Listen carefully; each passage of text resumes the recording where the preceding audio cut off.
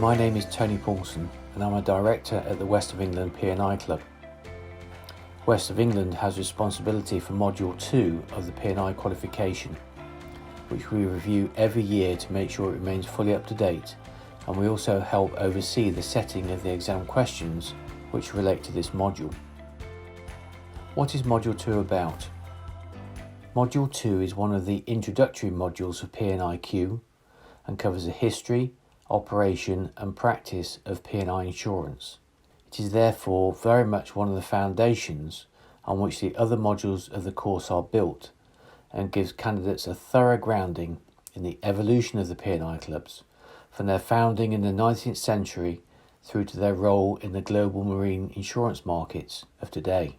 You will learn about the origins of marine insurance, the foundation of the protection clubs, their evolution into their current form, club rules and what liabilities we cover, exclusions from cover, and how clubs' finances are organised. To achieve this, the module is split into 5 chapters. Chapter 1 looks at the history and development of P&I insurance, from its birth out of the mutual hull clubs and continued development into an efficient means of helping protect its owner members from the third-party liabilities that were increasingly imposed on ship owners as shipping industrialised. It will also look at the origins and role of club correspondents, who are a vital part of the service the clubs deliver. The next chapter then looks at the concept of mutuality and how that draws a distinction between the group clubs and other non-group P&I providers. It sets out in detail the important topic of what is and what is not covered under standard P&I club rules, as well as the concepts that are unique to the mutual system, such as the omnibus rule. There is also a description of how clubs help their members by providing bail when a ship is under arrest.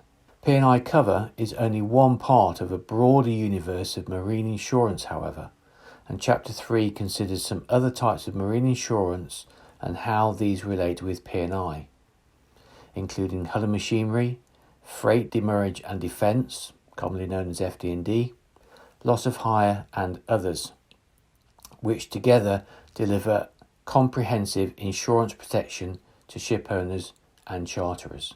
Although the group clubs are independent entities and compete fiercely against one another, they also come together in the international group of P&I clubs for the benefit of the global shipping industry. Chapter 4 looks at the structure and role of the international group, particularly around the vital function of facilitating the group club's collective purchase of the world's biggest marine reinsurance program that underpins their ability to provide unparalleled levels of cover. The final chapter considers the financial operation of clubs, including the concept of solvency within the mutual, the modern requirements of regulators and rating agencies on matters such as capital adequacy, and how clubs invest reserves in order to bolster the income from premium. How much learning material will be provided? Module 2 consists of around 130 pages. There are 123 pages of learning material, which includes diagrams and illustrations, and an additional 7 pages of appendices. These materials are available in hard copy as well as an electronic version which is available via the P&IQ website. External reading is not required as the module notes are very comprehensive and self-contained, but there are some suggested action steps throughout the text to encourage you to look at some external resources to help provide some additional context to your learning.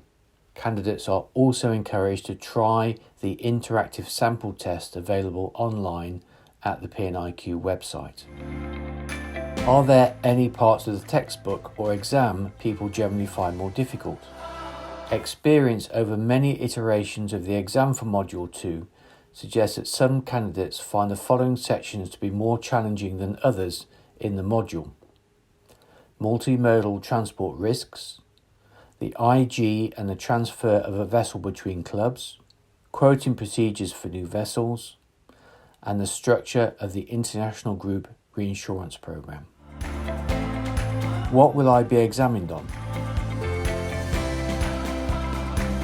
exams are held twice a year in May and October. Consistent with all the P&IQ modules, the exam syllabus is based solely on the course notes and questions are taken from the text. No questions for Module 2 are based on the content of the appendices. How will this training help me with my job? For candidates who are or intend to pursue a career in marine operations or insurance, the module provides invaluable background to the development of insurance law and practice, both for general insurance and more specifically marine insurance. The module helps candidates understand that while P&I clubs act individually, they also work collectively for the benefit of the global shipping industry under the umbrella of the international group. Candidates dealing with claims will have an understanding of how different forms of insurance, and not just P&I, may impact on the way in which an incident is dealt with. The issues of financial structures and the pooling agreement are also considered to give the candidate a solid understanding of how the clubs operate, both individually and collectively. For those seeking an introduction to P&I, Module 2, in conjunction with the other introductory modules, provides a comprehensive overview of P&I clubs and their operations. But for those intending to study further, this module provides a broad basis for moving forward to the subsequent modules.